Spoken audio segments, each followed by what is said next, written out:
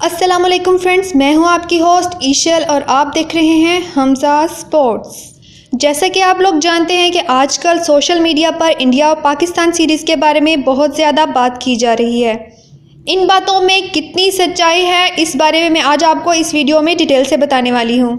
लेकिन उससे पहले आप लोगों से एक छोटी सी रिक्वेस्ट है कि अगर आप इस चैनल पर न्यू हैं और आप स्पोर्ट्स से रिलेटेड हर न्यू आने वाली न्यूज़ से अप टू डेट रहना चाहते हैं तो आप इस चैनल को सब्सक्राइब करें and don't forget to press bell icon ताकि हर न्यू आने वाली वीडियो आप तक टाइमली पहुंच सके। इंडिया पाकिस्तान सीरीज़ के बारे में अगर बात की जाए तो ये एक अफवाह से ज़्यादा कुछ भी नहीं।